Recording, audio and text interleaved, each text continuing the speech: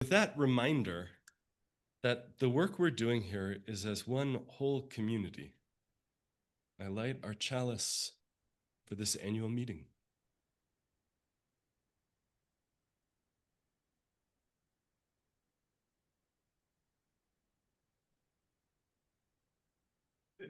Great. It's not working. It was working earlier. Can you Oh, I was test just it trying out? to get to work. Have I not got it on the right place? Yeah, stopped working. Oh,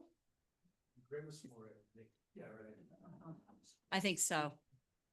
It just needed to zoom in, I think. Hello, my name is Whitney Wheelis. I am serving as the moderator for this annual meeting, and I officially, this is like the fun part, I officially call this meeting to order. Oh, that wasn't as loud. There we go. And I invite Robin Miller up to do our job sliding. A second time. A second time. Good morning and welcome. There have been so many things going on this week, and so we're really excited to get this going for you. I'm going to do another chalice lighting, and it is by Leslie Takahashi. We gather as many drops. We gather as many drops, each winding our own path down life's surfaces and ruts. Here we pull together as a single body, flowing together for a time. Together we are a stream, at times even a river. For with our shared force, we can travel towards oceans of meaning and seas of connection. Here you go. Enjoy. Welcome.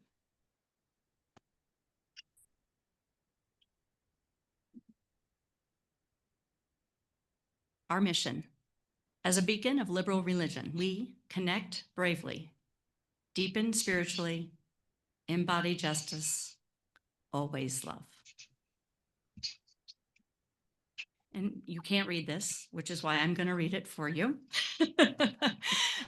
We have a covenant of respectful relationships.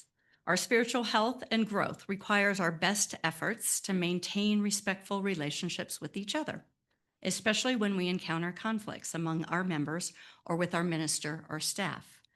As a member of the Unitarian Universalist Church of Boulder, I covenant to do the following to the best of my ability.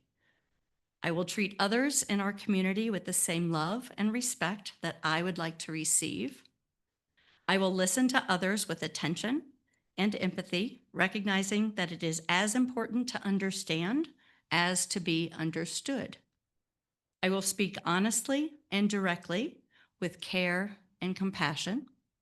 I will honor the right of others to form and hold differing opinions. I will speak directly with anyone with whom I have a concern. I will focus on the present and the future rather than on the past. I will keep an open mind and remain engaged in the process of seeking a resolution when conflict occurs. This is our covenant. This is how we hope we all behave. Now we will officially get our certification of a quorum. Jack is serving as our clerk because our clerk is out sick. So our registered membership at this point is 307 persons, which is over 50 more than last year's. So our quorum would be 62 in attendance, and there are 86 signed in so far. So I certify that we have reached our quorum of 20%.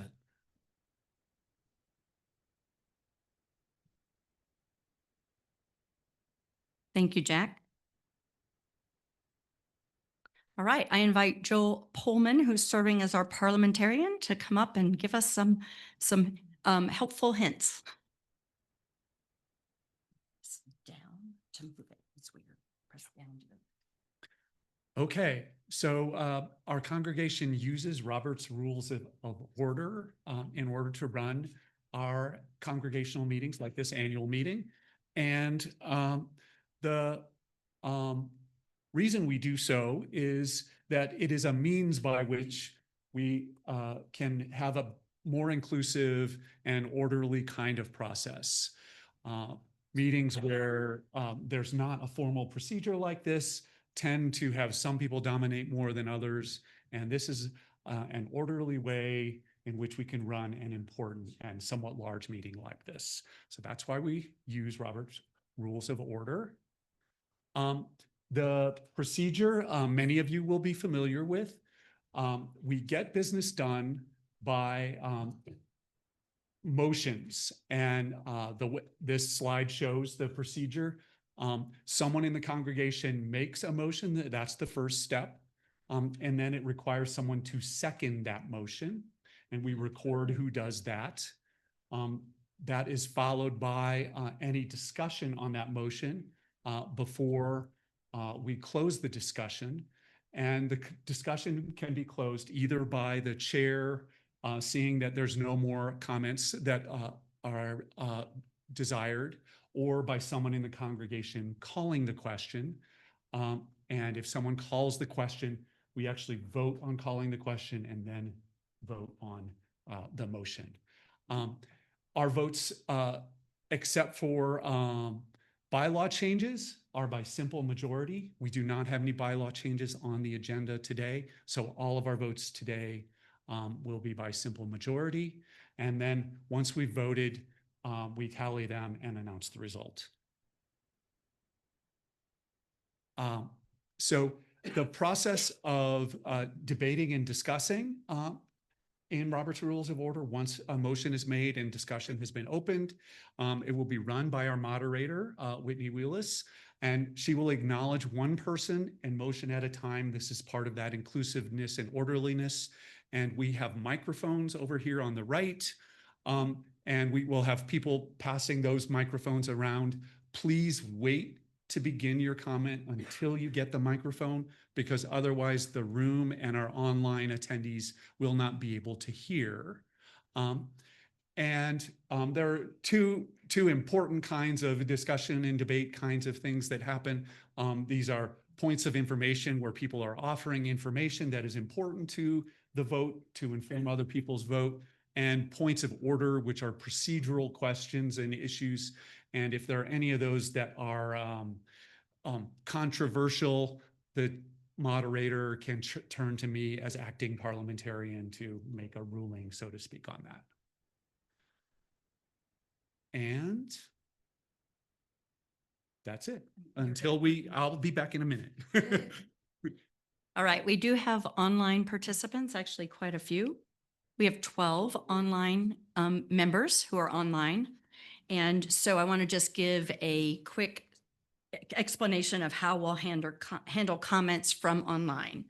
So you can use your raise hand feature in Zoom in order to make a comment, have a point of information or a point of order, and I will then recognize you. We'll look at the room first for any debate, and then we'll pause and see if there's anything. So you need to let us know in chat, either by raising your hand or putting a comment in chat so that we know that you want to make a comment or Okay. ask a question during our This- debate period. When this we is the recognize meeting. you, we will unmute the computer. But I It'll be a can't little, get- it's kind of I old had school. We'll once hold a upon a microphone up time, to the computer I and have hear what the you have to meeting say, room. and then put That's you back on all I mute. can get. Best we got. So that's the important thing. When we vote, you will use the raise hand feature. So if you want to practice now, please do. And Steve and Jack will be Well, watching those there's votes no and counting the macaroni online out votes. Okay, and you'll hold them up, and then you can use the lower Yeah, hand but that's to drop your vote once we've counted the votes. okay. Now I Okay, so know those are the that's what, instructions for the folks online. Back to the parliamentarian show. Okay, so this is both a practice and a procedural now, item tell that me, we're going I to don't- use traditionally in this congregation at these annual meetings. In order to allow for greater participation, we limit discussion to Just hang on, see what happens.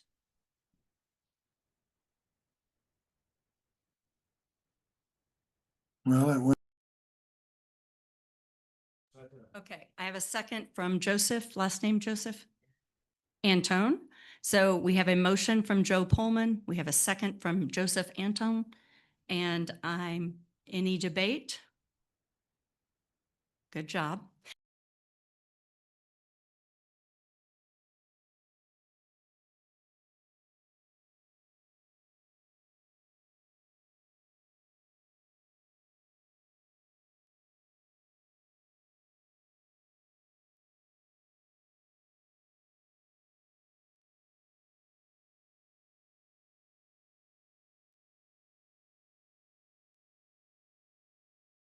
our parliamentarian and our timer. And so when you are speaking, we will start the timer 2 minutes. You'll get a warning. You'll get a loud beeping, and then we ask you to wrap up very quickly. Okay. All right. The first order of business then is to approve the minutes from our prior congregational meeting held on June 2nd, 2024.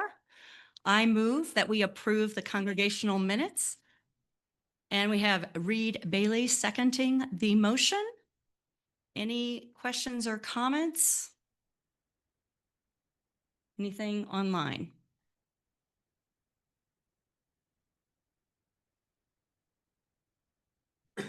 Okay, I move to call. Please, if you're in favor of approving the minutes, hold up your yellow cards. Okay, any noes? The minutes are approved. Well done. Moving right along. Don't you love that? And I keep losing my agenda, which is not helping me. Oh, here it is. Okay. All right. The next order of business is the treasurer's report, and then we will approve the budget after that. So Matt Ball is our treasurer, and he will come up and provide you that presentation.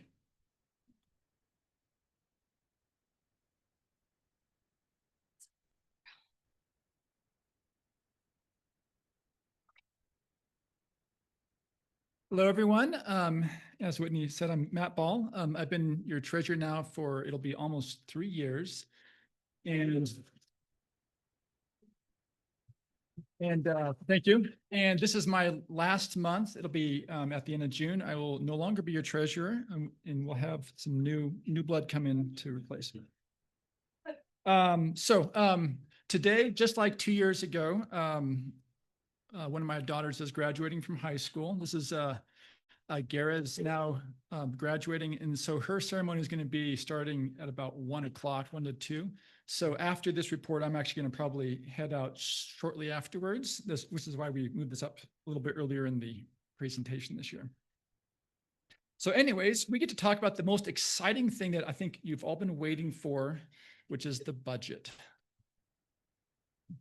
All right, and you've probably all seen it. This is the details of the budget. I'm sure you've all went through it with a fine-tooth comb. But what I want to do is just to call out, before we get into the details, that this has been an amazing year for the budgeting. You'll see that if you look at the pledge income, we've got basically a 25% increase, which is absolutely fantastic. This is in thanks to, I just want to call out Jack Doggett and Susan Secord on the pledge committee. And that increase also would not be possible without amazing support from our staff, Reverend David as one, and then also just everyone else in terms of just being able to grow the memberships. And there'll be more acknowledgements later on, but I just want to just call out now. It's been just an amazing year of growth. Growing from, you heard earlier, I think it was almost a 50% increase in membership. Is that right? 50 people, sorry, yes, 50 members. So anyways, very large growth. So yeah, just wanted to acknowledge that.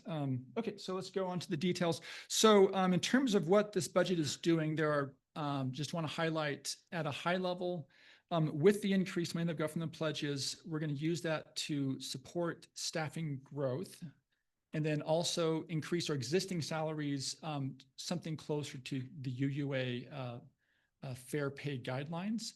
And then the third thing is that we are now going to be returning to a balanced budget for this year.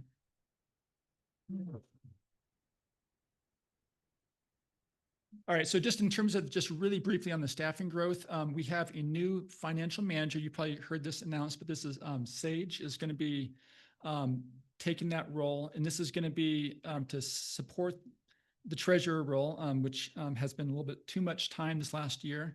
But Sage will be doing more of the bookkeeping and all the just the low level details of managing the finances. So yeah, she just started, I think, just last week. So that's gonna be a fantastic addition to the staff. Also, just real quick, there our increased hours for the music director, the connection community manager, and collaborative accompanist. So yeah, these are all the things that the increase in the pledging has unlocked, and I think this will really put us in a good place for growth this next year. Cool. Okay, so I'm just going to run through fairly quickly some of the details. Just going to do some overview of what the budget has. But just to start off, we have our cash position. So we are in a very good financial condition right now. So you can just see just the numbers there, operating account, restricted cash reserve, those first two rows, that totals just over $200,000. That's just kind of what we have for just operating expenses. That's looking pretty solid. And then we got just quickly, you got the Justice Fund, $3,000 there. That one's been getting drawn down over the years. So if people feel like they want to donate, that's an option. You can select your donations to go to the Justice Fund. That goes to things like social justice. Some of the money goes to climate action ministry and those types of activities. The next one there, real quick, is the capital fund. So that's going to be what the capital committees have for the new building projects. So we got $182,000 now. That campaign is not launched officially, but if you want to donate now, you can. So you can just say, I want to donate to the capital fund, and we are definitely accepting those donations. And there's going to be some need for that here in this year, just for the known expenses with the architect and so forth. And then just last two things, those will be touched on more by the endowment report that I believe you'll hear right after this one. But we have the Prism Paths Fund, and that's going to be for activities typically more for like youth outreach, like campus ministry activities and that kind of thing. And then the endowment fund, of course, you'll hear more about that later. Okay, so just as a real quick high level, you can see the details in your printout here, but just on the income side, pretty much 3/4, and this is always true every year, 3/4 is from pledge income. And then from there, we have a few other things like the building use funds, people like the preschool who rents. We also have people who rent the rooms throughout the year. That's the next biggest funding source. And then we also have things like the Fabulous Feasts that you've all heard of. Like the auction fundraiser and plate donations, every Sunday, that's another big one. And yeah, so that covers it pretty well on the income side. In aggregate, this pie is about between 20 to 25% larger than it was last year. So that's just a huge growth of that. This is the overview. I'm not going to go into this details here. These are just the sum ups that you can see already on your handouts. Okay, so the next one is the expense breakdown. So this is another pie chart just showing you the summary of what's going on the expense side. Again, 3/4 of the expense are towards salaries and benefits, and those have increased, on the order of 20 to 25% over last year to help us with the mission of the church. And beyond that, there's just a number of categories there. I'm not going to go into the details too much here, but we have, let's see here. Yeah, buildings and ground is our next biggest expense in this as well. And part of that's just because we have an aging building. We have lots of expenses like just the water is an ongoing expense, and just, maintenance of the old building. Okay, so let me just skip down here. And this is more of the details, which I will skip over here as well, because you have that in front of you. And then the thing I want to end with is just basically showing you the plan to end deficit budgeting. So we started this as a result of the COVID shutdown from 2020, 2021. We had to run a fairly steep deficit budget for that year. We had the money to do it because we had a lot of savings in the restricted cash reserve. And then each year we've been trending down on average to having less of a deficit. This year, for the first time in about 5 years, we in fact have a budget that we actually have $100 net operating revenue. So It's, yeah, we make a little bit, but basically, yeah, you can call this just pretty much fully balanced. And I just want to thank Reverend David especially for his work on working through the details, and also the board to just kind of work, like what are some of the things we have to cut in order to make this balanced budget? What are the things we're going to expand based on the needs of the church next year? So. All right, so with that, I'm going to go ahead and just move that we approve the 2025-2026 proposed budget as published in the annual meeting packet in front of your hands. We have a second. Give it to Hilton. So Matt Ball has made the motion. Hilton? He's hogging the seconds, and he beat us too before I even asked. Okay. Reed Bailey has seconded the motion. Do we have any questions or comments from the in-person room? The moderator recognizes John Bond in the back. And as a reminder, we held multiple budget forums as an opportunity to dig into those details. My question is, the salary is going up, what does it say? But 20 25%. Yeah, 23%. Now, is this in line with what other UUA churches tend to do? I think Reverend David wants to take it.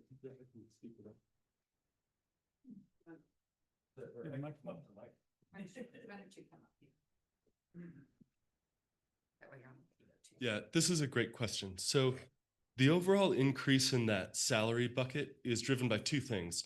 One of them is that we've added a bunch more hours. We've added altogether, about 25 new hours that we just weren't paying for last year. And then the other part of that is driven by the increases in salary.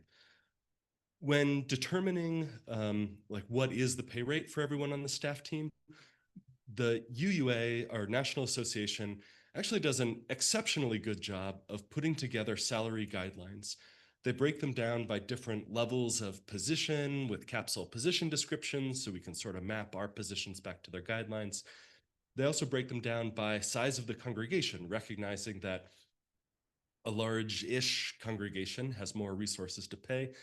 And then they also break these guidelines down by region of the country, recognizing that Boulder is a much more expensive place with a higher wage rate for the same work as, say, I don't know, Alabama. So having said that, for context, we've tried very hard over the last several years to move the whole staff team towards the middle of those salary guidelines. For a long time, for a lot of reasons, we weren't even hitting the bottom end of those guidelines. So we've been steadily incrementing up. And I don't have the exact details in front of us, but we do a pretty good job compared to other UU churches. UU churches, because of this support, tend to do a better job than other churches more generally. So I'll say, I feel pretty good about that. There's always more that we can do. We're going to need to keep up with this every year as inflation keeps increasing, cost of living keeps increasing. But we do a pretty reasonably good job of paying according to the guidelines. Thank you, David. Other questions or comments over here? Please wait for it's Paula. Ed's coming. Or Mary's coming. One of them will beat you there.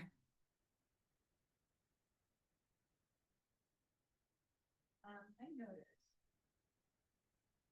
on budget that there is an item, a sub-item under 5.15 membership titled Leadership Development. And there is a 5.19 leadership development item as well. Are those two the same?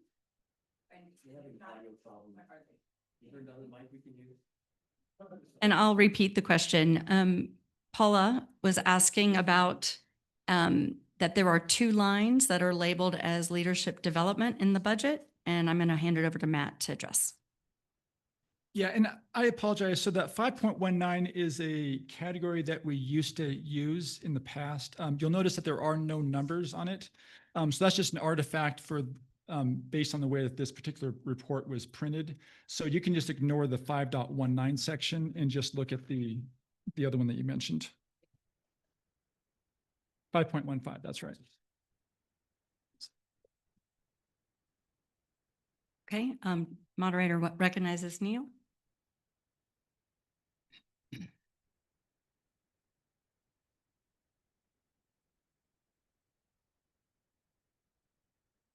Thank you. I really appreciate the board for amazingly good work this year with such a large number of important and complicated things going on. And I thank them for holding the budget forums and meeting with members each of the last 3 weeks to give us an opportunity before the annual meeting to learn more and ask questions. At that time, I asked for the budget spreadsheet and presentation information online so it could be reviewed in more detail. And we did get that in PDF form a couple days ago, which I appreciate. I know there were last-minute adjustments in play this year, making it harder to share details early on.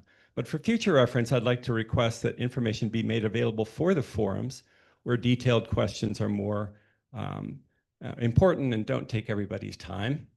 And I'd also recommend that the spreadsheets themselves be shared rather than PDFs, so it's easier for members to analyze and easier to compare with the previous years.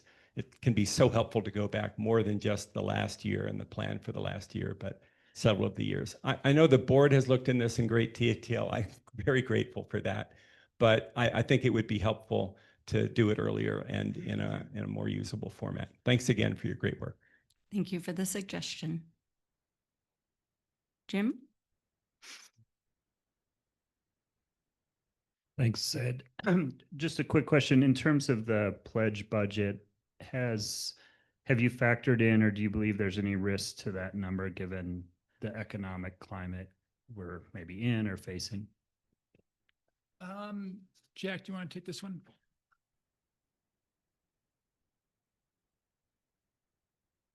During the pledge drive, a lot of the distress that we all, I think, is anybody not seeing distress in the financial world, is experiencing was going on. And I had numerous conversations with members as they made their pledges or and listened to their struggles and their concerns. So based on that, I feel like we have a fairly accurate assessment of where people are. Of course, who knows what's going to happen in 6 months. So we did not actually apply a shrinkage or discount factor. So it also was not applied last year. So what we did find, even just during this pledge drive, those several months that we were doing it, is a number of new members stepped forward and made pledges. Some of them became major donors. So I don't know, as trends go, as we continue to add members, assuming that growth continues, I feel pretty confident in the pledge numbers. That answer your question? All right, I'm going to check online first and see if there's any comments from our online participants or questions. Nothing. Okay, seeing none, Mary? I have a question about the family ministry budget and why that's decreased considerably. Or did I read it wrong? That's 5.12. Yeah, so Reverend David will answer this one. I think the short version of it is that we held that budget higher for several years and didn't spend through it all. So we're adjusting it down really more to reflect the actuals. The other thing that's going on is as that program continues to grow, we're adding in a new preschool teacher, Irene, who's going to be launching the preschool program, and we're expanding hours for our nursery caregivers so they can do more support of events beyond Sunday morning. And I don't have it in front of me, but it may be that those increases show up in the personnel budget rather than in the RE budget. So it sort of obfuscates what's going on.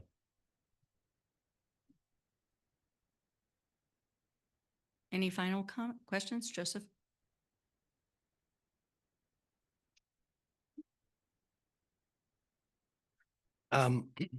First of all, awesome job, all of you. I Mhm. ran business for 10 years. I love looking at spreadsheets. Wearing my Indigenous Justice hat, from my colleague who was sitting behind me. Is that the justice section of the budget? And should all of our justice groups be represented there? Perhaps only if they had an inlay or an outlay. The only reason I mention that, the Indigenous justice is missing, that's okay.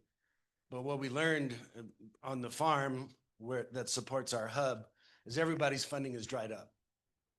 All the grants are gone.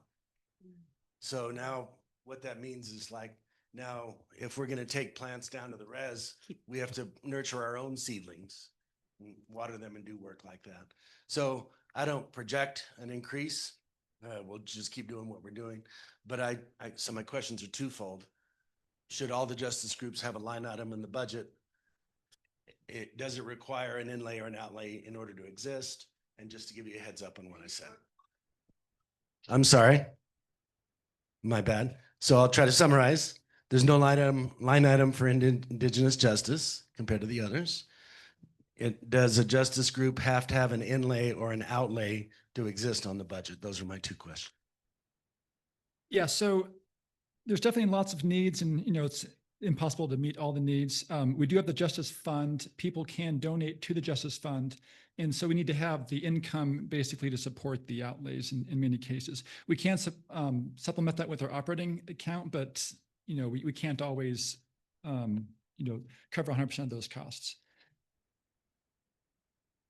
That's exactly right. People can choose to donate to the Justice Fund, and that is an income source for those types of activities.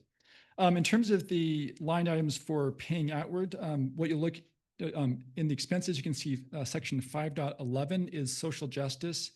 And so many of those line items are examples of things that we can consider adding in the future. What we have is share our plate. That's the biggest one, which is basically whenever we take in plate donations, most months we split half of that and then give it to a charity, which speaking of which, we'll be voting on those charities in the packet later on. So that's the biggest thing in that section. But then there's also, just calling it out, we have Climate Action Ministry and then the Community Garden. But we can definitely talk about adding some more line items. I think that's just going to require maybe conversations with the board or just someone to come forward with proposals. Thanks. Any other questions? We have a question online. Okay, go ahead. We did have something online? Yeah.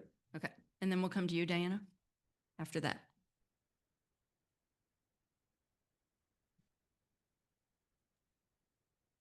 Hi, are we doing good with sound?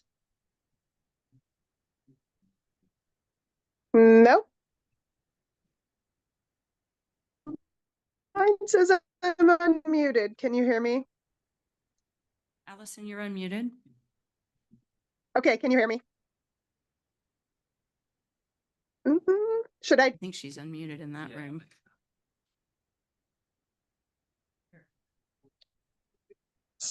It says I'm unmuted. I can type in the chat if I need to.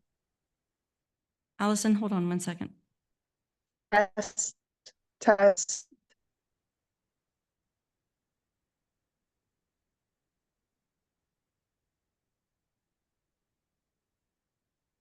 Test? Okay, go ahead. Go ahead, Allison. Okay, hi. So I read in the meeting packet that David is planning to take a sabbatical. And I think that's great. Like, I am happy that he's going to nurture his professional and personal long-term well-being. What budget impacts does that have? Are we going to need to bump up people's hours for that time, or other sorts of Are other people going to need to take on more hours to cover things during that time? And is that reflected in the budget? Okay, thank you, Allison. Sorry, quick, AV room, can you mute, please?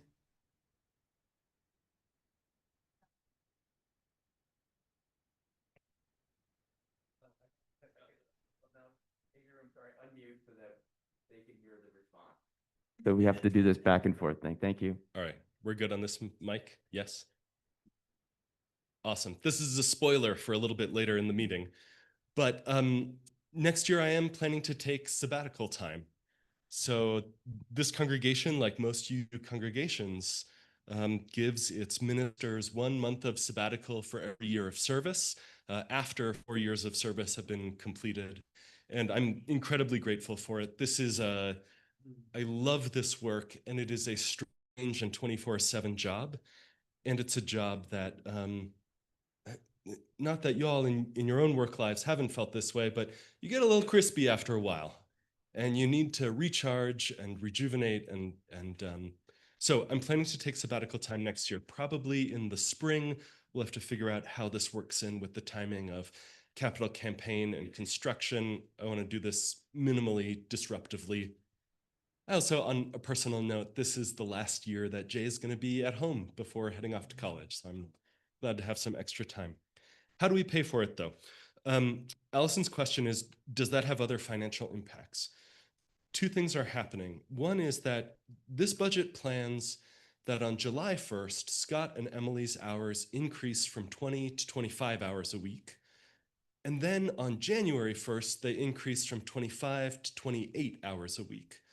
So the idea there is that in the second half of the year, we do add a little bit more staff time to support. This budget also builds in a line item for pulpit coverage, so we don't have all the details worked out. But the idea is that I'm not just stepping away and saying, hey, good luck, everybody. I hope it goes well. But that we've got someone who's covering those 3 Sundays a month that I'm away. And we've got great colleagues and community ministers, former ministers in the area that we can reach out to figure that out. So we think from a financial side, we've covered the impacts pretty well. Thank you, David. And Diana Maiden. I'm referencing back to your question, Joseph, in terms of funding of a specific justice action, and maybe this will be dealt with in the endowment report, but historically endowment offers a limited funding for opportunities specifically for justice work. And historically we have funded the racial justice action group for a while until that became a permanent part of the annual budget. So that discussion would be a worthwhile one to have. All right. Any final questions? I move to call the vote. So the motion on the table is to approve the 25-26 budget as presented in the detailed budget. Oh, Kat. I think we're already in discussion, so we're just voting. So you're going to vote yes if you want to approve the budget. Thank you. Any no's? The budget is approved. Thank you, Matt, and have fun at graduation.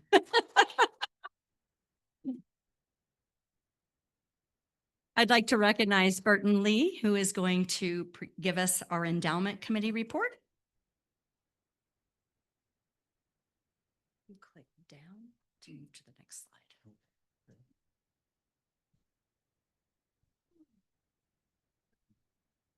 Whoa. These are the members of the endowment committee. And so we basically are responsible for handling the money that the church has under the endowment. And so what we do is we oversee the investment of that money. We oversee the request for grants, the analysis of those grants to make sure they meet the criteria that are available to us. And then we keep track of those, and then we try to report that information back to the congregation. So, so that's just what went over there. So compared to the information that Matt had, this is from May 9th. So as it turns out, our endowment funds have been it's kind of like the stock market and other investment vehicles. We've been riding the waves. And so we've been up and we've been down. And this is where we were as of May 9th. So the endowment fund was about 720,000 and the PRISM fund about 98,000. The endowment fund does have restrictions on how that money gets spent, and I'll talk about that a little bit more in a moment. So we have been making some, spending a fair amount of time on these three general categories. We've changed from a self-governed investment program to a professionally managed investment program. And as a part of that process, we actually interviewed 8 different investment advisory firms, anywhere from an individual to some of the big national firms that you're familiar with. And Tom is the one who we have decided is in the best interest of our congregation to help manage our money. We have provided him with some guidelines that help to make sure that the values of our congregation match up with our investment strategies.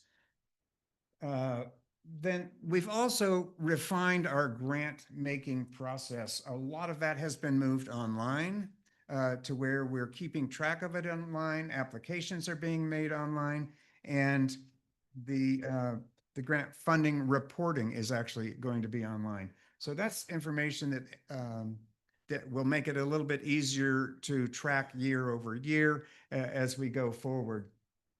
And so for this year, we had 8 grant applications. We were able to fund all of them, totaling $31,500. And I know people want to know, where did that money, is that money going to go? So the answer to that is, I want to highlight, actually, based on the earlier conversation, item number 2, racial justice ministry, $1,500 to $2,000.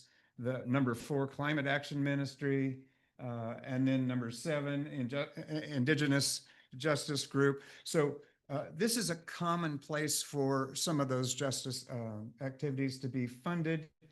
I want to mention the Capital Campaign Committee, the 26,000. That's part of the restrictions associated with the way the distributions from the endowment come. So we're limited to 25% for leadership, justice, and sorry, one other category. Sorry, and outreach. Thank you. And so the capital campaign is 75% this year. It has to be for capital purposes. None of it can be for operating purposes. So it's important that everybody understands, if your committee could benefit from a boost of a little bit of money, ask for it. We do that in around the January timeframe, and hopefully the process is easy and straightforward. And we want to make sure that as all the money that we're eligible to distribute, we distribute. Okay, so going forward, we are going to be working on taking and updating our policies and procedures to match exactly what we are doing, what we plan to be doing, so that there's documentation for future committees to be able to follow up with. And the second thing that we're really going to be working on is just improving communications to the membership. And so look forward to seeing as those funds that we have made grants for are used up, we're hoping to get articles out that everybody can see on an ongoing basis what's happening there.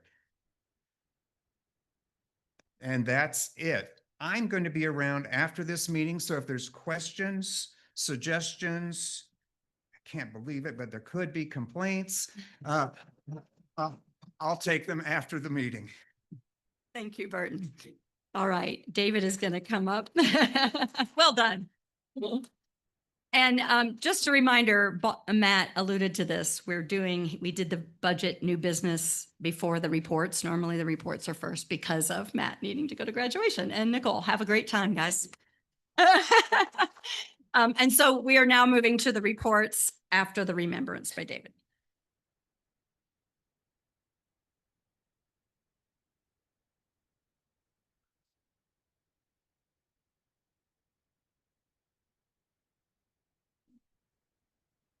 one of the realities of living in community, and some of you who are longtime members know this much, much better than me,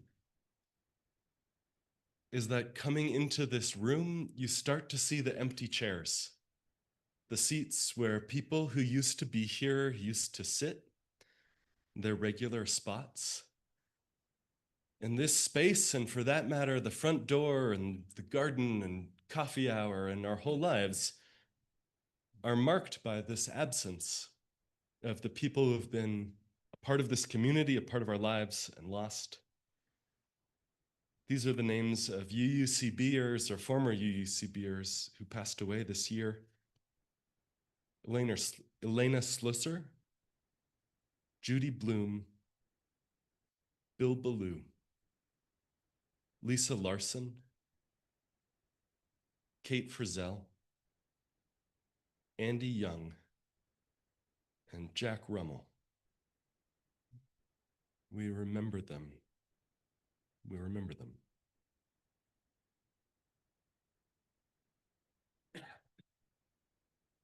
I finished this 4th year of ministry together, sort of astonished that 4 years have gone by already, and delighted, and so incredibly proud and joyful for the ways that we've grown together this year.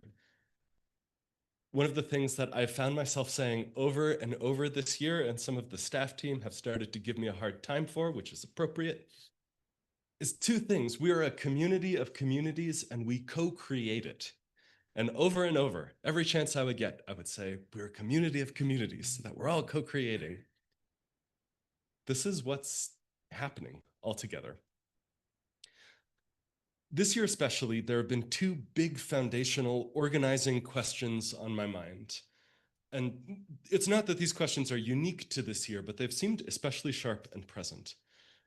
The first is for every one of us, whether you've been here for several hours or several decades, what does it mean to take our mission seriously, to connect bravely, to deepen spiritually, to embody justice, and always to love?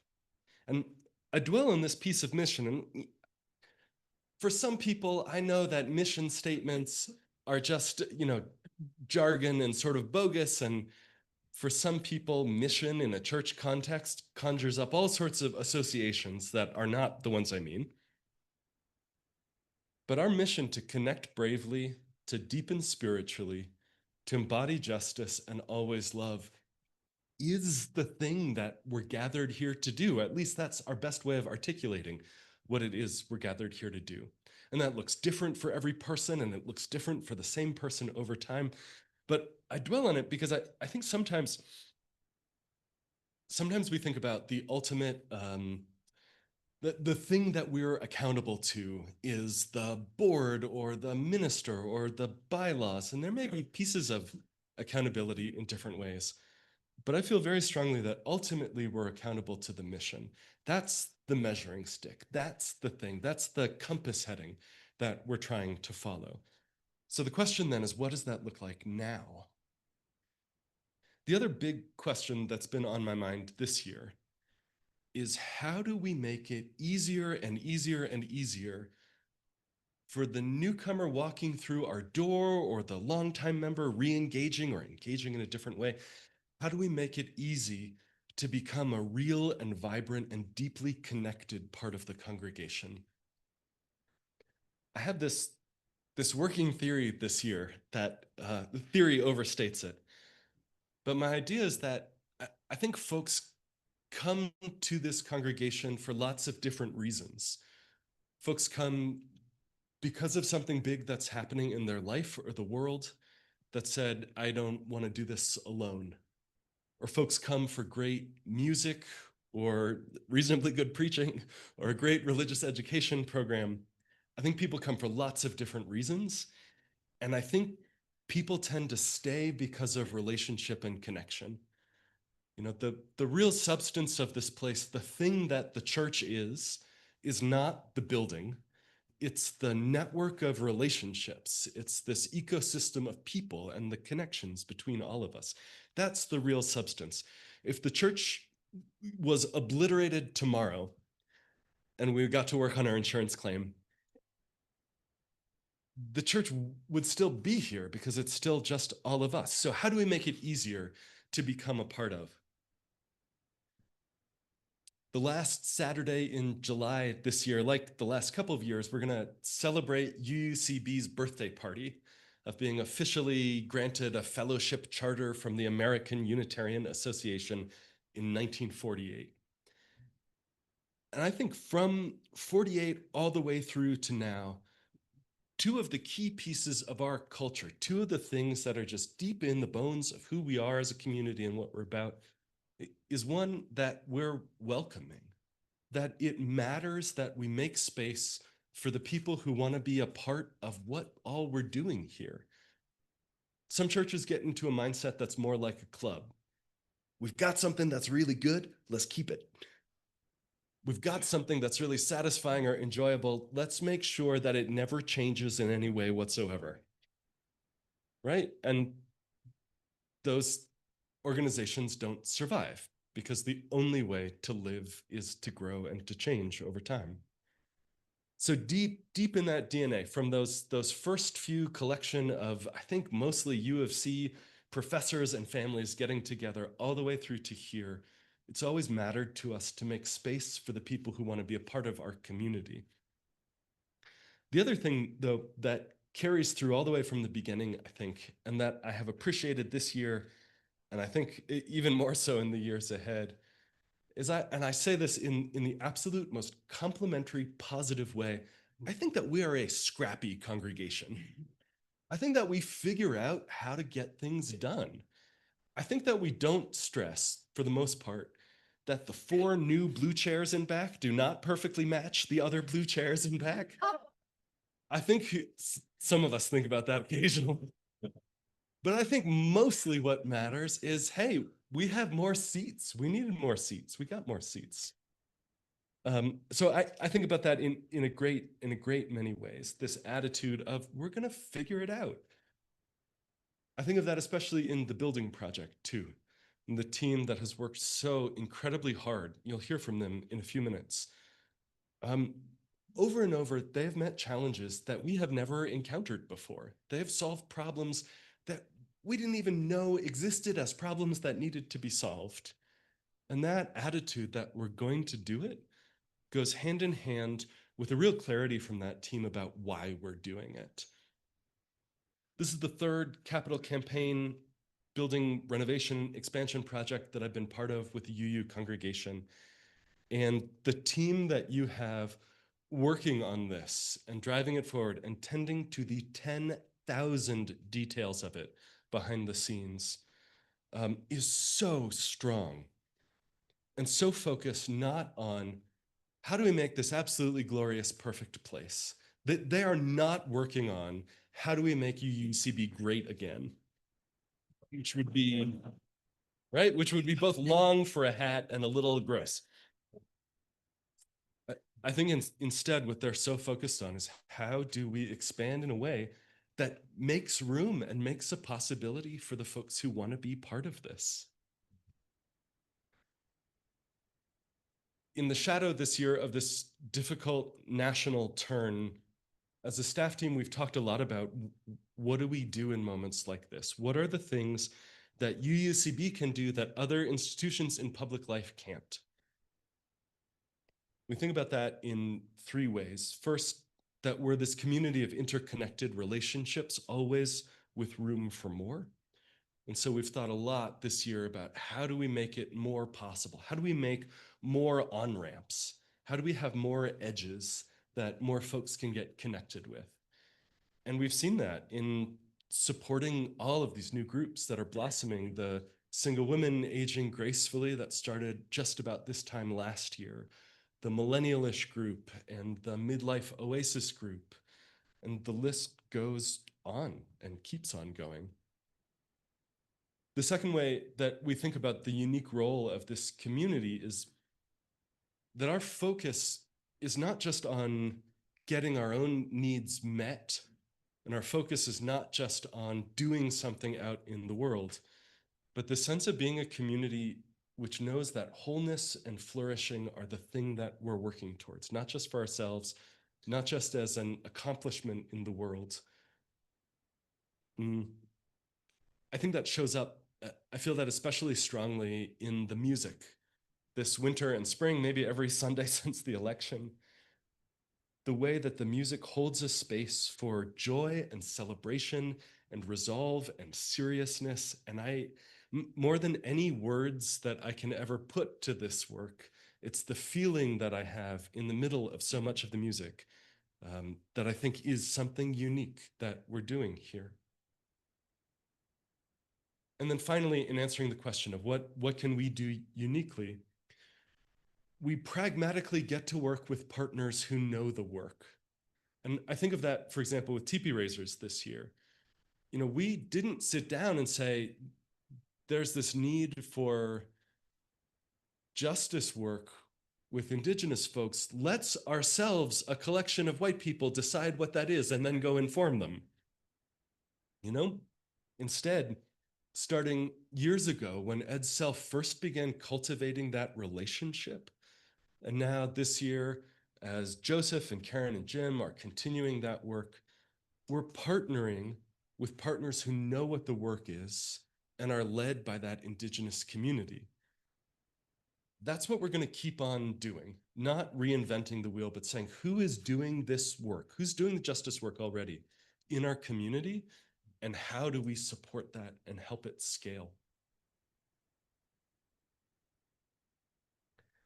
There's in my written report a long collection of information and statistics and so on, but there's two things that I want to highlight for you because they're big. One is sabbatical next year. We talked about that already. The second is we are growing in numbers. You may have noticed this. Our goal is generally to keep about 20% of seats open on a Sunday. More than that, and the place starts to feel so crowded that it's a little uncomfortable, that newcomers start to feel like there's not actually room for me. If our current rate of growth from the last 2 years, which we've grown by about 24% in in-person Sunday attendance for both of the last 2 years now, if that holds next year, and I always feel a little hesitant, like projecting this into the future. But if that holds, then by about this time next year, we'll need to be thinking really seriously about adding a third service. We won't have enough seats in the building for everyone to fit into. And even as absolutely quickly and steadily as the building expansion is proceeding, we're not going to have a new building built 12 months from now. It'll be a little while past that. So we expect probably in the fall of 26 to need to add a third service. And in conversation with Rachel and with Emily, probably what we'll do is add a 5 o'clock Sunday service that follows the same format as the 9 a.m. service. We do that because that service format is way logistically simpler than the 11 o'clock. And we also know that it scales down really well. When we started that service in the winter of 22, there were 20 people who would attend, and it worked fine with 20 people. So we know we can start smaller and scale up and hopefully pair that with an evening meal. The youth groups will already meet on Sunday evenings. Maybe there's other programming to put together. So I name that just to say that's a big change. It's a ways out from us, but it's something that we're thinking about and planning for already.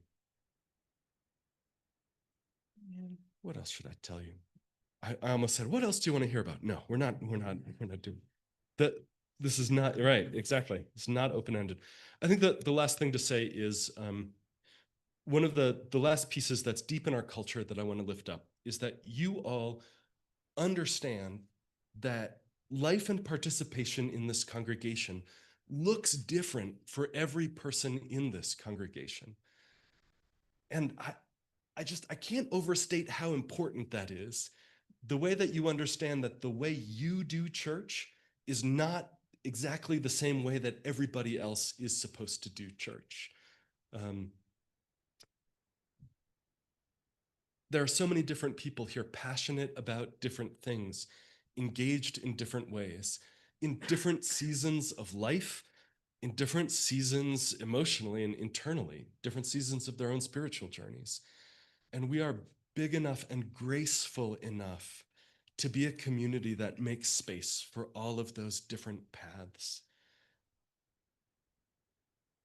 I'm deeply grateful to be on this adventure together, more than 300 of you co-creating this community of communities. You make this place what it is. Church is not anything other than all of us. It is as ordinary as washing dishes after a potluck. It is as transcendent as that empty, breathless space when the music finishes before anyone has breathed in again yet. I'm grateful for this 4th year shared with you. I'm incredibly proud to be your minister, and I'm hopeful and excited for the road ahead. This is your church. Thank you.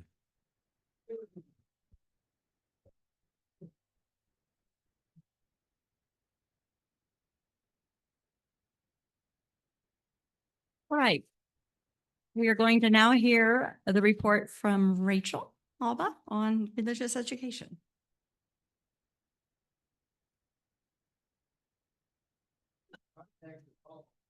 I know. I just want to name, this is the longest I've been awake since Wednesday. So I am pretty exhausted and recovering from the cold I had. So I just want to name that.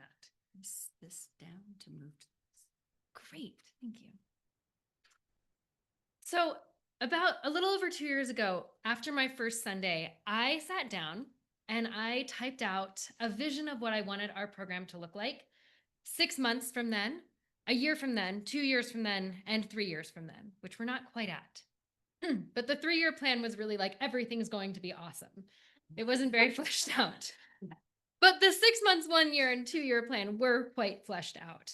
And if I'm being completely honest, those visions have actually all been realized at this point. Everything I wrote down in that first Sunday, we've done, and even more. So things that I wrote down were things like a staffed nursery, having quarterly families nights out with catered meals, offering our whole lives for various age groups, and most importantly, having a cohort of children and youth who know each other and are invested in each other's lives.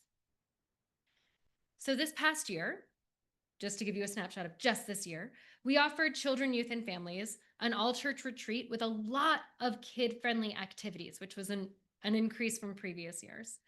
10 all-ages services. We oftentimes split our elementary school religious education group into upper and lower elementary school groups so that we could cater to their developmental needs. We offered childcare at the Millennialish potlucks. We had 3 families nights out, 2 of which partnered with our justice groups. We offered 5th and 6th grade Our Whole Lives, had our 2nd annual winter camp-in. Our youth group met regularly with more people. We had the very first regional high school retreat since the pandemic up at Foothills Unitarian Universalist Church. And we also brought on Irene to support the program while I was away for 6 weeks caring for my mom. But also we're having Irene transition to being responsible for our preschool programming on Sunday mornings. Which, like I said before, at this point, that means we have realized all the things that I dreamed up that first week and even more. Which means it is time to set an expanded vision. So in a very concrete way, that expanded vision includes preschool religious education, having kindergarten and 5th grade religious education offered at both Sunday services. So not just the 9 a.m., but also at the 11. Yeah, right? Super fun, really cool. Having middle school and high school youth group meet separately rather than together. Offering coming of age for our 10th graders this coming year. Having a ritual in August of this year to mark how our 6th graders are graduating from religious education and starting to either attend youth group or hopefully also attend services. A lot of our people that are graduating from 5th to 6th grade, they want to be in services. And we've shaped our religious education classes so that they know the Stones ritual. They know the songs that you all know. They know how to sit through things. Now it's a matter of, instead of a game, they're listening to a sermon, which is basically a game for your mind. This is super exciting. We are also going to be starting the beginning phases of organizing and fundraising for a high school trip to Alabama to study civil rights. However, that trip will not happen until 2027. So starting the fundraising and planning so that we can do it in 2027. These are all in addition to what we've been laying as the foundation of our programming for the past couple of years. Now, on a more cultural level, an essential element of this expanded vision for our family ministry programming is how I imagine UCB becoming a place where we all participate in the faith formation and religious education of our children and youth. Literally, all of us. Everyone in this room has a part to play. We will all participate as a community because we know that faith and spirituality is something more often caught rather than taught. We catch our faith developmentally starting around elementary school age by being immersed in a community who shows us what it means to be a person of faith, a person who values the meaning-making process of life, who participates in practices to support that meaning-making. We learn what faith is through our rituals, chalice lightings, writing covenants, singing together.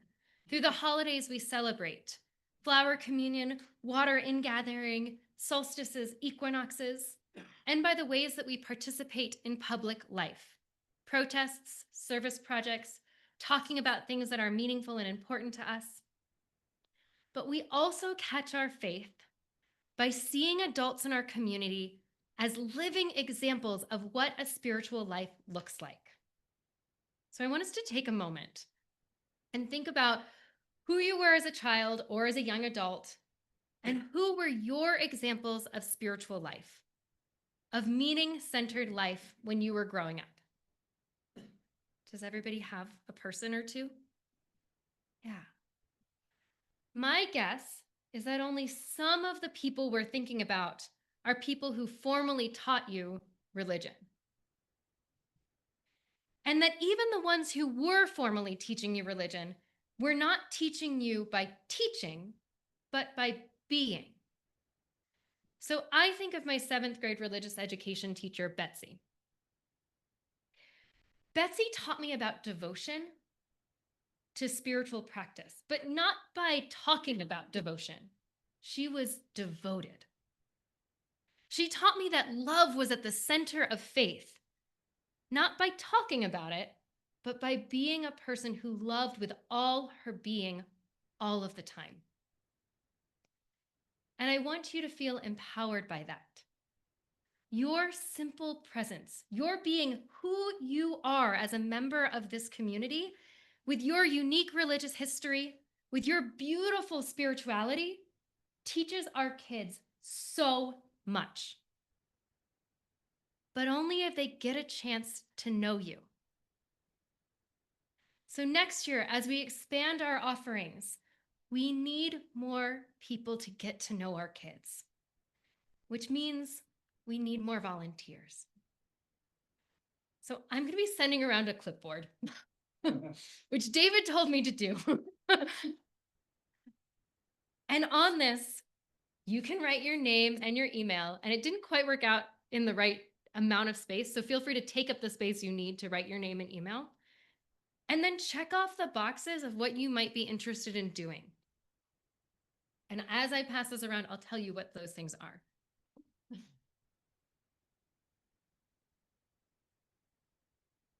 So we need religious education teachers. Religious education teaching sounds like a big deal, but it's really not. You'll get a lesson plan on Tuesday. It's really clearly laid out. It has times for how long things should take, but it's really quite fluid. And you'll never be with if you're new to this, you'll never be alone, and you'll never be not paired with somebody who already knows what they're doing. You might be paired with Sharon or Mary, who know exactly what to do in the room, or Becky, who knows what she's doing in there. And for next year, I really would love people to commit to a whole quarter. What this means is that you actually get to deepen those relationships. So August-ish to October-ish, October to December, January to March, March to May.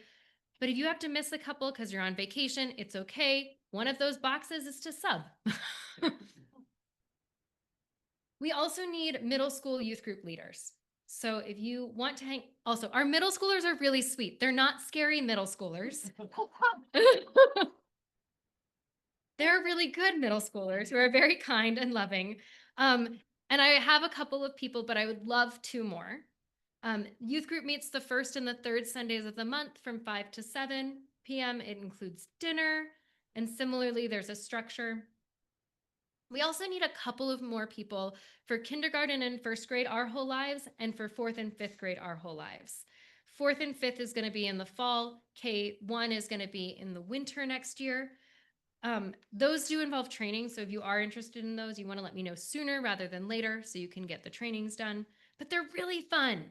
Almost all of my volunteers have come back for next year. So, and it's not because they're the only people I can find. It's because they actually, I think, enjoyed the process. And didn't feel like it was too much. I'm always in charge of like the supplies and all of that stuff. So you just have to show up, do the thing, and then you get to go home. Yeah.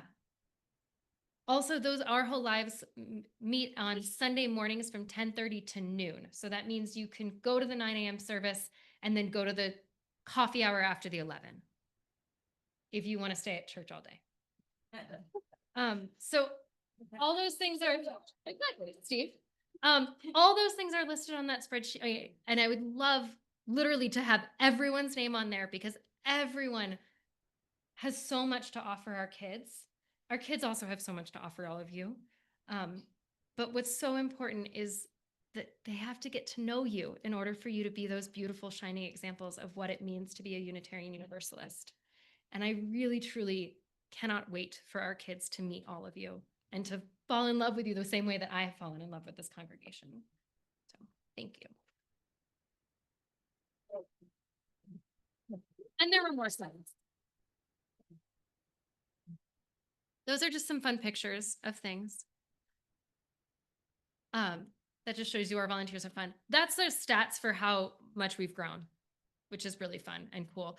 Basically, when I started, we had about 5 kids each week, and now we have about 15 kids in religious education with an additional 6 to 8 youth in the youth group.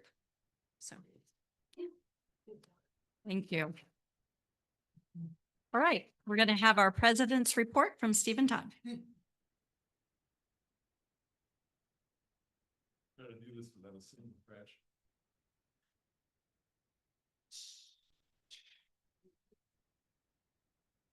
This will be the shortest of these reports. It's been my privilege to serve as president of your board of trustees for this fiscal year. And along with Reverend David and the other officers and trustees of the board, a dedicated, hardworking, wonderful group to work with. And you see their faces and their names. Kathy Edwards, our past president, Robin Miller will be president in July. Nicole Ball and Janet, who have been with us for at least 3 years, and Caitlin and Joe, who have just finished their first year and will continue on. It has indeed been a rich, full year and both challenging and rewarding. And I'm only going to need about 4 minutes to share some of the highlights. One of my goals this year was to streamline our monthly board meetings to 90 minutes instead of 2+ hours. And that never happened.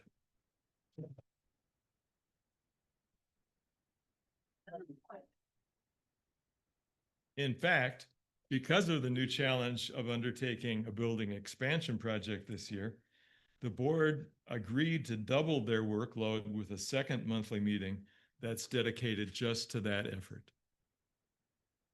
Which then brings me to the amazing things our building design and capital campaign teams have accomplished. Formed just 13 months ago, their accomplishments include collecting insights and doing site visits with other churches, contracting and beginning work with a capital campaign consultant, screening, interviewing, winnowing, and ultimately selecting an architectural firm for our project, planning and conducting visioning sessions for congregational discussion and input, and preparing and submitting a 67-page application to the city of Boulder for consideration to be annexed into the city and exploration of our building options. During a recent review, they reported that there have been approximately 11,600 hours of volunteer time that's been invested in this project. That equals 5.5 full-time equivalent employees for a year. And they're going to get a chance to stand up in front of you here in a few minutes and share a little bit too. You're all familiar with the meme from the movie Field of Dreams. If you build it, they will come. Well, we haven't built it, and yet they're already coming. You have been coming, participating, and contributing. You've been welcomed and have been welcoming others in turn. Elsewhere in this annual report, you've learned that our attendance is up almost 50% over the last couple of years, that our pledge budget is up 19.5% from last year. We expect others will continue to come, whether we build it or not, which means it's going to get rather crowded. And so we're making plans to build it, to improve and expand our facilities to be a welcoming place for as many as wish to join us. Not growth for growth's sake, but to meet the needs of more of our neighbors for belonging and spiritual, and to expand the services this congregation provides to the larger community of Boulder County and beyond.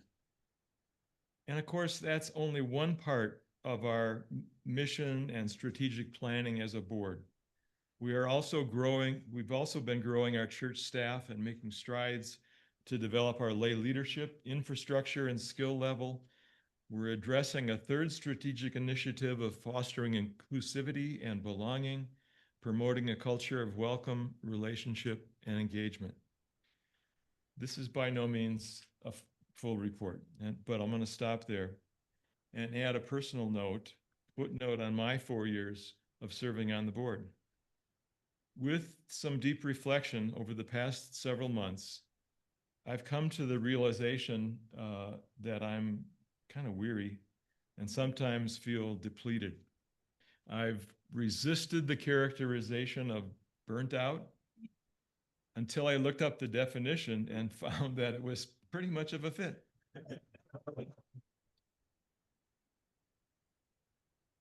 I'm keenly aware that some balls have been dropped and conscious of the fact that I don't have the organizational talents of my predecessor, Kathy, or my successor, Robin, or my roommate at home for that matter. And I'm learning to be more conscious of the need for self-care and energized by the idea of some new chapters opening up for me. So on Wednesday, I notified the board that I must reluctantly step back from serving a 5th year on the board, which would have been as past president. Thankfully, there is a willing volunteer to fill the vacancy, which will be presented in good order shortly. I'm grateful for the opportunity to serve on the board and for all the care and support that this community has provided, and excited to witness and support whatever comes next for UUCB. Thanks. Thank you, Steve. Mary, you have a point of order or point of question? Yes, can we pass out those ballots? They're on the back. Okay, yes, happy to do that. So there is a share our plate ballot on the back of the packet. It is an informal poll. We don't formally address it in the meeting, but we want your votes. How many votes are they supposed to do? So you vote for 5 on your ballot and you'll turn it in at the baskets at the back. Okay, there'll be baskets in the back. So before you leave, Ed has some pencils if you need them. We would like you to please put in your ballot of the Share Our Plate. And these are the organizations that are chosen that we give half of our plate to throughout the year, okay, in our basket. Okay, we are going to move to the final report, and then we have one other order of business after that. Jenny Fittpeister and Gary Hurley, and Mary Clough, I understand, will be representing the capital campaign team.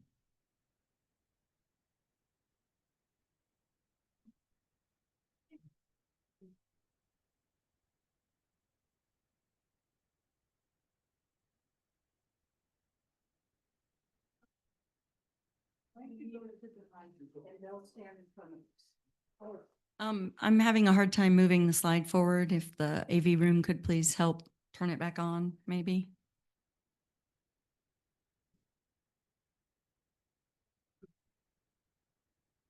Go ahead, Mary.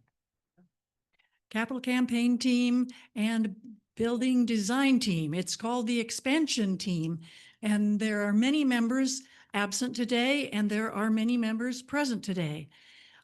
We are a team together, and we have specialized a lot to get through what we've done so far in 13 months. Oh my gosh. So if I can have the capital campaign team members raise their hand. We've got Alan and Nancy and I are in the capital campaign. Jennifer Skindalewski is our leader. She's not able to be here today. She's with her mom. Best wishes. And Catherine Marsh is not here today. And Liz Cleveland, we're missing. We have been really enjoying working together. We have done a lot that you won't see and will never see. Our campaign is not yet wide open, but as you heard earlier, we are ready. We've established the procedures. We've opened the transaction account, the investment account, and our next step really is in this fall, we're going to do what's called a feasibility study. That's the consultant coming in, speaking with many of us and giving us a wild guess, WAG, right? Wild ass guess, as to what we can raise. Then our campaign will open probably, we're estimating, next in 2026.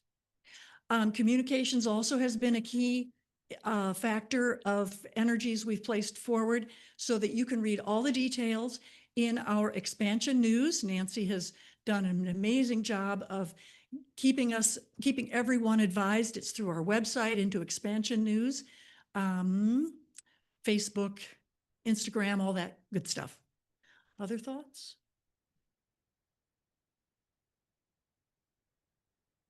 I'm Jenny Pitt-Peaster. Will those of you on the design team please raise your hand? And I'm just going to say this is a great team, and you'll see our faces so you can come talk to us individually. And I'm co-chair with Gary.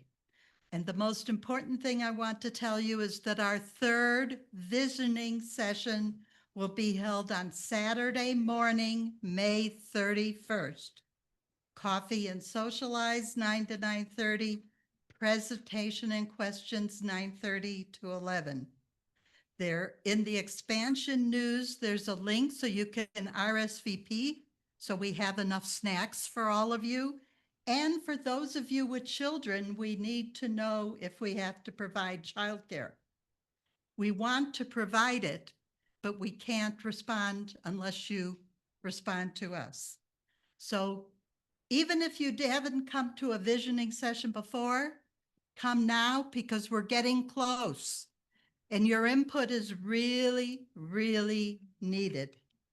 In addition, over the course of the summer, we will be meeting with small groups, which many of you are involved in, and we're going to try to come to you on your schedule to get individual input on what different groups need as solutions for our new building. So big visioning, May 31st, small groups throughout the summer.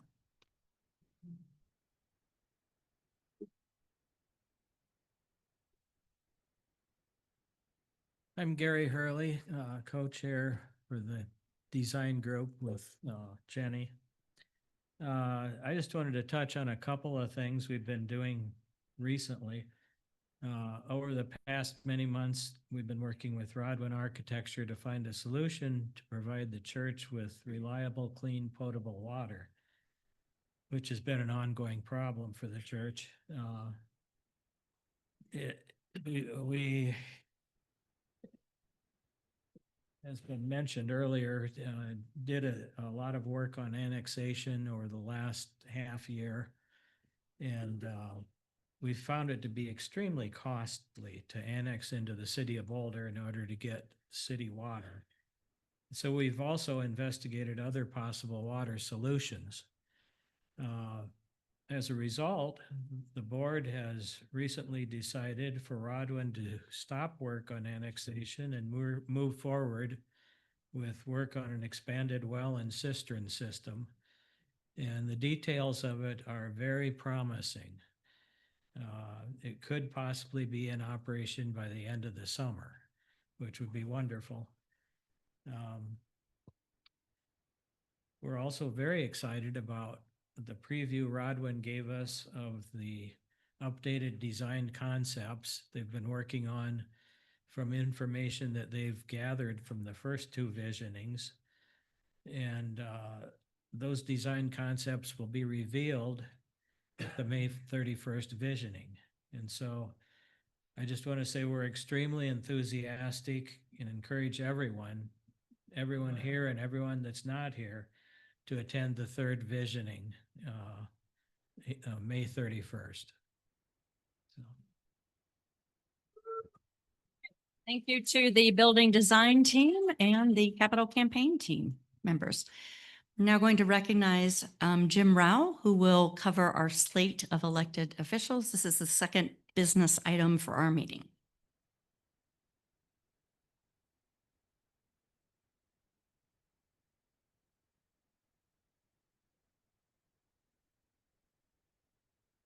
Great, thank you. We also have a Nuggets Game 7 coming up in half an hour, so I want to be quick. That said, I'm going to talk for just a few minutes. I'd like to spend a couple minutes talking about LDC. So LDC is the Leadership Development Committee. And really what we're about is supporting the development of lay leadership here in UCB, or even simpler, expanding from the service this morning. We're helping find the people who make this place awesome. So there are a lot of leadership opportunities in the church, from kind of the highest level being serving on the board of trustees, being part of important committees like we just saw, the building committees, but throughout the organization, all sorts of teams, committees, groups all need folks who are willing to contribute at whatever level they can. So it's three of the big things we do with LDC is we help manage that pipeline. We work closely with Scott. So, you know, a lot of you folks are new. I hope you filled out the interest, skills and interest survey. If you haven't, there's a link and forms up at the front. But that's really a great way to get you in the database. So we know when we're looking for someone with building skills or accounting skills, we can see and reach out to you and start to get to know folks. So we really view that as sort of a pipeline. As you get more involved, we want to make sure we're able to match you with some opportunities as they occur. We also are trying to do a bit with education. So we host every fall a leadership seminar, four-session seminar called Harvest the Power. We'll be doing that again in the fall. If that sounds even remotely interesting to you or just curious about it, grab one of us on the team and ask. We do invite folks to that, but we're looking to fill that, and I think there's plenty of room for those that are interested. In the spring, we're going to introduce additional seminars or workshops around leadership. And then we're also kind of scanning and keeping in touch with the UUA, our organizational body, as they produce curriculum and opportunities for leadership. And then lastly, and this will transition in kind of our next order of business, we're responsible for identifying and selecting and proposing a slate of our next leaders. So our board of trustees has typically a 3-year term, and as board members roll off, we will nominate the next members. So with that, let me present to you, and this is amended from what's in your packet. So as Steve mentioned and alluded to, we also have the task of filling a 1-year seat as Steve is leaving. So our solution for that will be we're proposing that Kathy Edwards, and she's volunteered to take this on, remains on the board for another year as past president or past president. So we are very grateful to Kathy. I had a similar challenge when Will had to move, and so I can attest that it's very doable. And having the continuity of someone who's been on the board is extremely important. If we tried to select someone who's just coming in for a year, hasn't been through especially everything that's been going on with the growth in the building, that would be nearly impossible. So we're very grateful to propose Kathy as continuing, and I think most know her experience and resume. She's been very involved and is quite capable. But then the rest of the candidates here. So Whitney Wheelis, we're proposing for our president-elect. Whitney served as president about 10 years ago. She has been chair of numerous committees, worked on 3 C committees, been part of LDC, many other areas. She's quite capable, I can attest. Yeah, we're married, if you didn't know. The names are different. But I did have support of the full team. And in fact, I'm not the one necessarily arguing her to take on more. But we're super excited too about 2 other board members. We have Rachel Peterson, who's been really active with the Climate Action Ministry. She also has been leading and rebooting the young adults group, which is fantastic. So we're really excited to have her joining the board, as well as Pat Walters, who's, I think there, Pat? Pat has a lot of fantastic experience from her church in Austin, as well as here, serving on the as a pastoral care associate. She's been a key member of our Healthy Congregations team and active participant in Soul Matters as a facilitator and participant. So she brings a wealth of experience and energy to the group. So we're really excited to have Pat as well as an at-large member. So that's the slate for board, and I'll present on the behalf of the board another familiar face here, but the board is responsible for nominating folks for the LDC committee. So I'll be rolling off, and the board had decided to ask Kathy to serve on LDC. So some of you may be wondering, hey, that's a lot on her plate. Rest assured, we've talked to Kathy, and she's well aware of this, and there'll be some shifting in responsibility. I guess I should have pointed out when I mentioned that or showed the team here, you'll see Robin Miller's face. It's been our practice that someone from the board is a liaison to LDC. So, we'll have a board member who can serve as liaison. Sometimes it's president-elect. In a case like this, it'll be the past president. So in a lot of ways, that executive team is going to shuffle some duties and make sure that that's all doable. Kathy was telling me too, in terms of her involvement on the building planning committee, some of those responsibilities will be shifted as well. But she's quite capable of managing her commitments. So with that, I guess I'd like to motion to that here. Nope. To nominate and approve this slate of candidates for the board in LDC. Second. Okay, Jim Rao has motioned and Jenny Fitt-Peaster has seconded. Do I have any comments or ask for nominations from the room?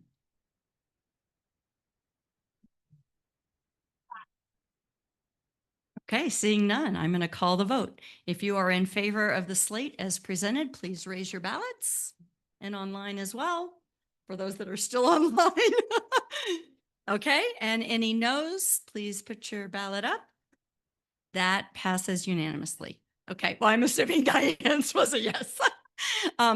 Okay, thank you so much. And I'm going to now, Robin Miller is going to come up to recognize volunteers and close us out. So this is actually my most favorite part of the whole entire annual meeting. And I think we might be changing things around a little bit so it doesn't have to be so rushed and that we can actually appreciate and recognize more people next year. But here we go. Hans Christian Andersen once said, "The whole world is a series of miracles, but we're so used to them, we call them ordinary things." So what are our community's ordinary things, or as I like to call them, ordinary miracles? Well, this Sunday is one of them. Let me tell you a story about a man named Jed. Nope. In all seriousness, a story about all of the stuff that happened for today to be successful. The preparation started months ago, but a little over a week ago at a combined chancel, cats, and choir rehearsal, where we ran through the service for this morning, we were all getting ready to do it, right? Move on to Tuesday. Many of us were attending a meeting with Rodwin Architects, and I was receiving emails from Whitney, who is in Ohio, asking for a Zoom link to attend the run through of this annual meeting that was going to happen after the Rodwin meeting. And I was like, we didn't plan on it being a Zoom meeting. And she's like, well, I can't run through it unless we got the Zoom. So we made it a hybrid in-person Zoom run through. Michael wasn't feeling so well, our AV specialist, and couldn't attend. And so after our hour run through, Dan Lamprey, Bob, and Janet Evans stayed for another few hours to try and figure out all of the audio and the Zoom and everything for this meeting. And emails have been flying continually this whole entire week. Wednesday finds us in our normal board meeting discussing questions that the building and design team needs answers to so they can present actually at this annual meeting. David isn't feeling well and is on Zoom trying to get better for today. Thursday, we have another combined cats choir rehearsal. Dr. Emily has COVID and won't be there. Austin steps in to lead rehearsal. The choir is learning one of the songs for the first time. Amy Self steps in to take the women to another room to practice their parts.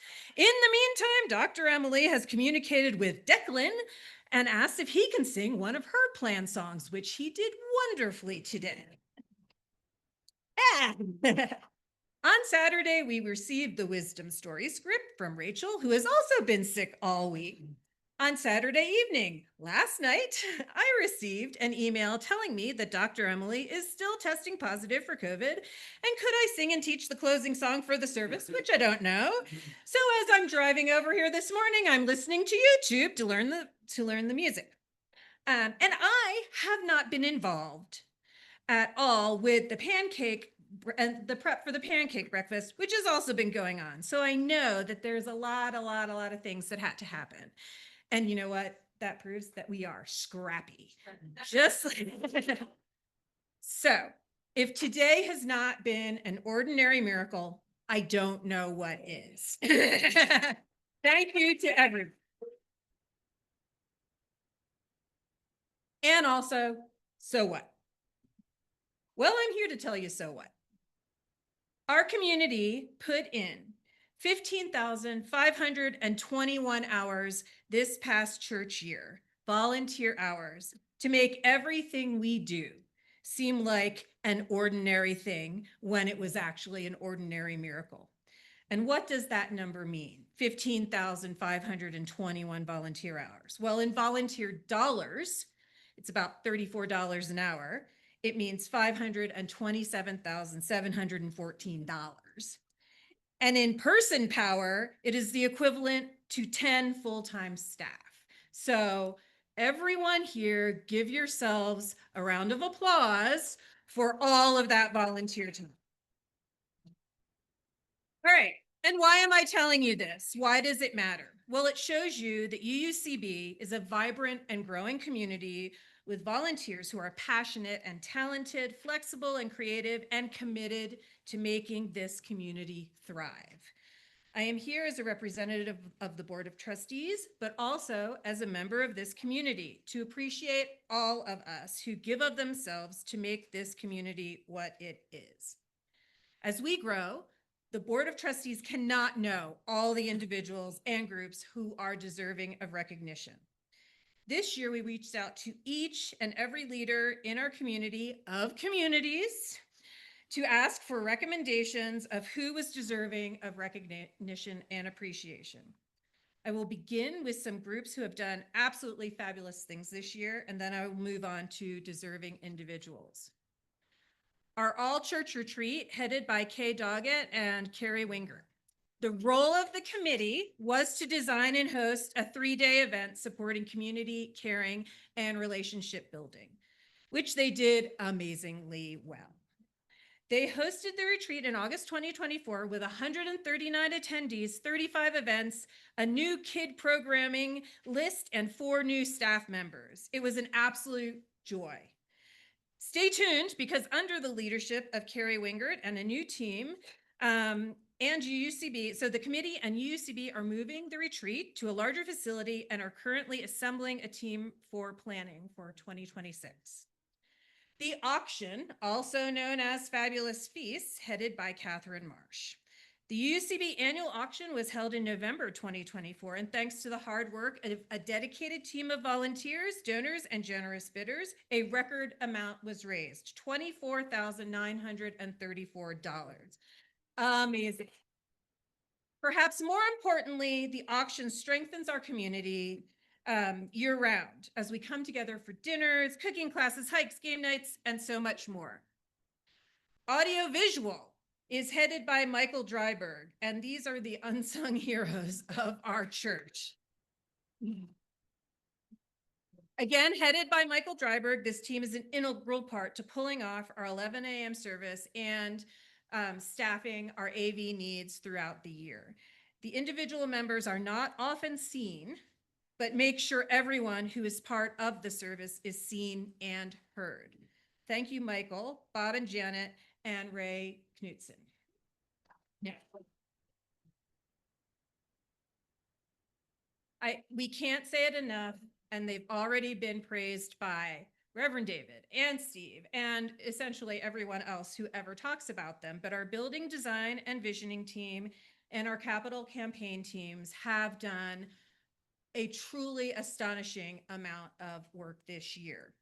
And you've heard their updates, but if you want to read more specifically about what they've done, in your annual meeting packet from pages 18 to 22 or something, you'll find everything they've done. They have put in literally thousands of hours into making the expansion of our religious community a reality. And please thank them when you see them. Thank you.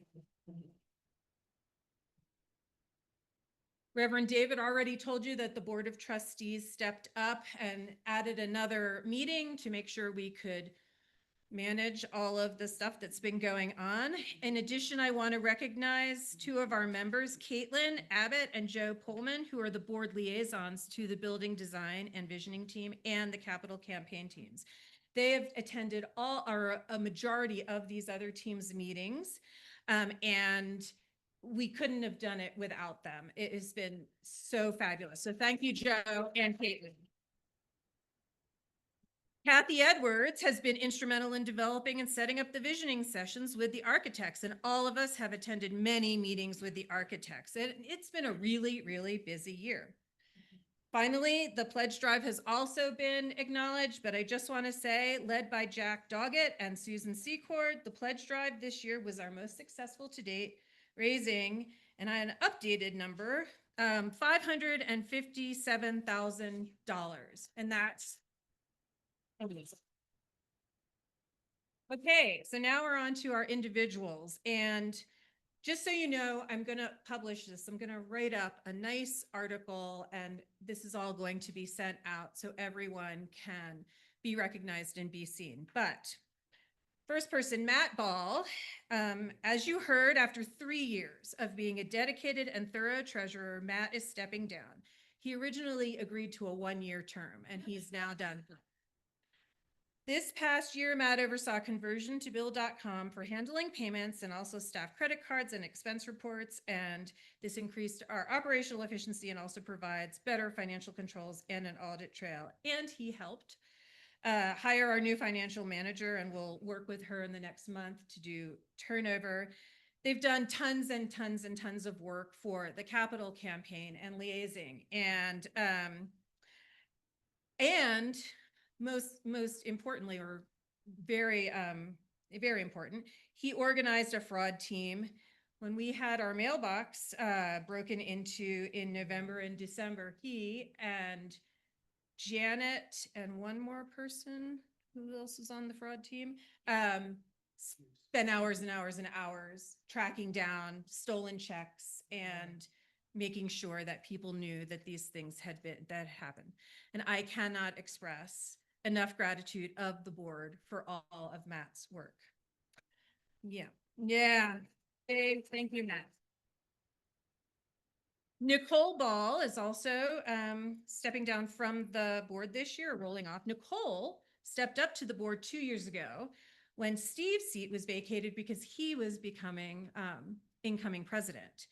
Nicole is one of those exceptional humans that you need on a board of trustees. Calm, thoughtful, thorough, and absolutely reliable. Her synopsis of board meetings have been sent out monthly for the last 2 years to keep the UUCB community informed of what the board is up to. Never one to dominate the conversation. When she does have a comment, it is always extremely relevant, well thought out, and worthy of attention. Thank you, Nicole. You will be sorely missed and hard to replace. Janet Evans is finishing her 3-year board term, and a more positive, upbeat person you will not find. She has a kind, thoughtful word for everyone, and her positivity was truly a blessing as we worked through challenging situations this year. A stickler for accuracy, she almost always had a note to change something in the past month's minutes before they were approved. Janet appreciates everything everyone does and kept the board on task, bringing thank you cards to board meetings to be signed by all, and usually including some chocolate. Speaking of chocolate, you don't think all this positivity is naturally fueled. Well, some of it is, but Janet never failingly brought chocolate to almost every board meeting to keep us all positive and well-fueled. Thank you, Janet, for your loving commitment to this community. We will miss you. Steve Todd. After 4 years on the board of trustees, Steve Todd is stepping down. Steve is a deep thinker who has taken his role as a custodian of this institution very seriously for all 4 years he has served. Not shy about sharing his well-researched viewpoints, even when it is in opposition to the majority. He is the voice of the alternative that all organizations need to challenge them and keep them thinking. While this was not an easy position to inhabit, he did it with integrity and grace, and we all managed to return to our covenant and recenter when things got a little squirrely. We will miss his passion to do the right thing, and I expect he will continue to be mightily involved in our community.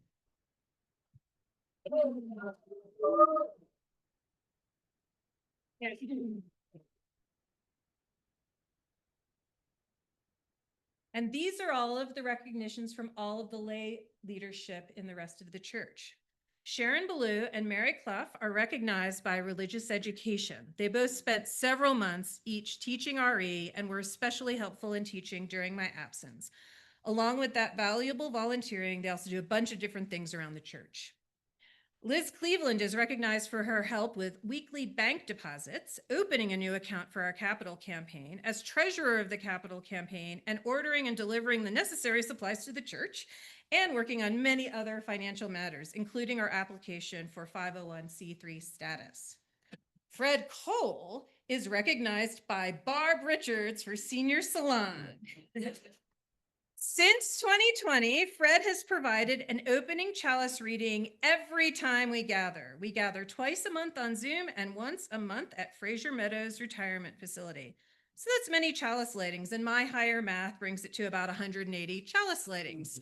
Thank you, Fred. Fred Cole and Barbara Richards are recognized by the office by Sam Henderson.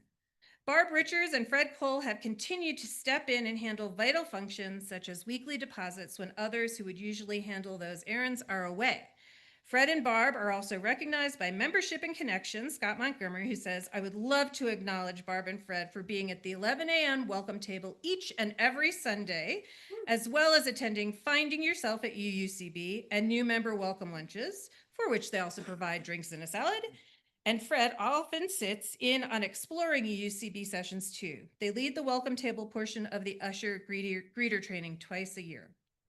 As I said before, Michael Dryberg is recognized by the Board of Trustees, staff, and worship committee. He is a devoted volunteer, knowledgeable, thoughtful, reliable, and kind. The worship team states it's great having him on our committee because for any idea we have, he sees it through the lens of AV and helps us achieve it. Kathy Edwards is recognized by Membership and Connections for providing dairy-free and gluten-free homemade treats for both services almost every Sunday. Yes. In addition, she plates, treats, and often cleans up. Ray Knutson is nominated by Audiovisual for recognition. In addition to those AV shifts that Ray signs up for, he comes in to help with nearly every Sunday that we don't happen to have anyone else covering. It is appreciated greatly by Michael, and his absence is definitely noticed on those rare occasions when he is not able to come in. Thank you, Ray. Becky Martin is recognized by Religious Education. Being an RE literally every week she can be, along with special events, is invaluable to the family ministry program. She's not only a stable presence, but she's also done a variety of random tasks like checking in to see if there's power at the church on our days off, taking packages into the building when staff aren't around. She's someone who's always happy to help with anything, even last minute. Thank you, Becky. Alice Penton is the ultimate behind-the-scenes leader. As a member of the all-church retreat, she wrangled payments rooms and more to make sure everyone had a place to lay their head and a meal to nourish them. Alice is recognized by the auction team for her time updating the auction website with all of their offerings, coordinating the sale of auction dinner tickets, and sending out winner emails and communication emails to all the winners and the item providers. She has been an amazing help on the communications sub-team, using all her technical skills to put expansion news online. She also coordinates with Kai to put our news on social media. Her editing and technical skills have been invaluable to our communication efforts.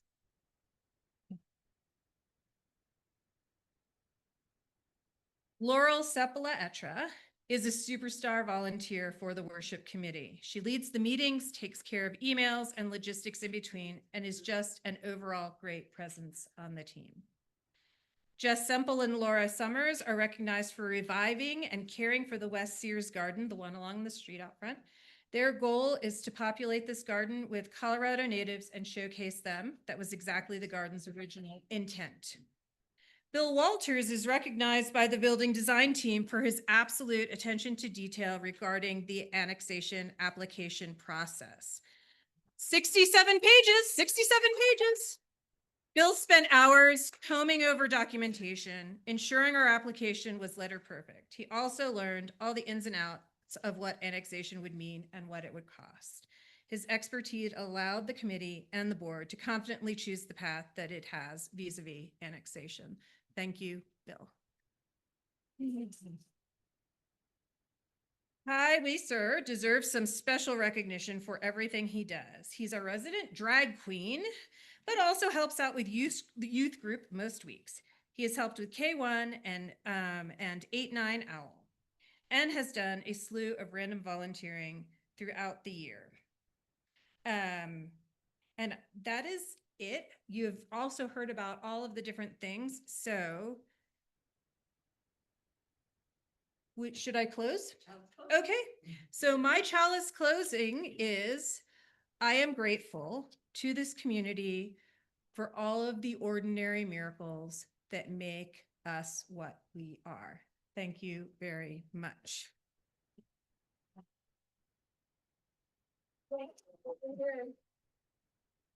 Do not forget to turn in your share our plate ballot into the basket, and I officially close the 2025 annual meeting.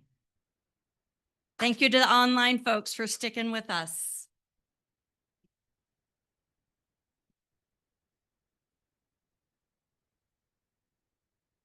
Look at all the different. But I also think that maybe